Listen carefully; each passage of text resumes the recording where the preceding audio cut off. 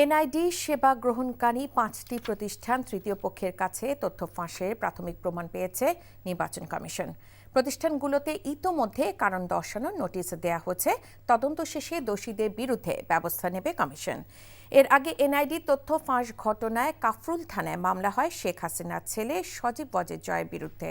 নাজিবুর রহমানের রিপোর্ট।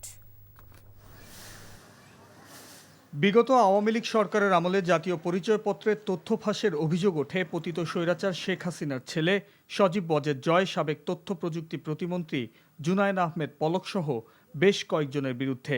সরকার পতনের পর এমন চাঞ্চল্যকর ঘটনায় কাফরুল থানায় মামলা হয়। আসামি করা হয় জয়সহ ১৯ জনকে। তবে পরিচয়পত্র অনুবিভাগ থেকে জানানো হয় তাদের সার্ভারে সুরক্ষিত আছে সবার ব্যক্তিগত তথ্য। প্রাথমিক তদন্তে ৫ প্রতিষ্ঠানের নাম আসে এমন স্পর্শকাতর বিষয়ে। ইসি জানিয়েছে স্বাস্থ্য অধিদপ্তর, ইউসিবি ব্যাংকের উপায়, চট্টগ্রাম পোর্ট অথরিটি, মহিলা বিষয়ক অধিদপ্তর, অর্থ মন্ত্রণালয়, আইবাসের সহযোগিতায় তথ্য ফাঁসের ঘটনা ঘটেছে। আমাদের জানা মতো এই মুহূর্তে 5টা। কি ব্যবস্থা নিচ্ছেন?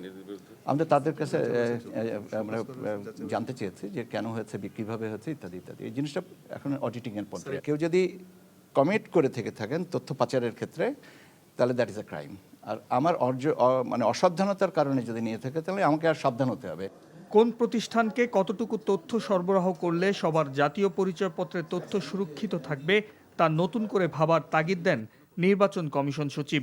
এখন আমরা নতুন করে আবার অন্যান্য সেবা গ্রাহকদের সাথে একটা চুক্তির ব্যবস্থাটা করতে হবে। এখন এক একজনের চাহিদা, তথ্য চাহিদা এক এক রকম।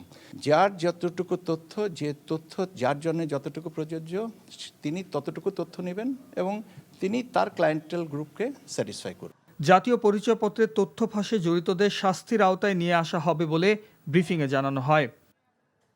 Najibur Rahman, NTV news, Dhaka.